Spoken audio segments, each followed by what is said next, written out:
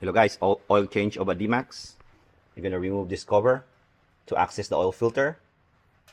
And to drain the engine oil, you're gonna open this one, the 17 mil here.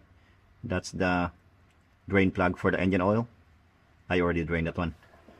And the oil filter is here. Located in the bottom also. That one, that's the oil filter. Yep. And I will remove that one and put a new one.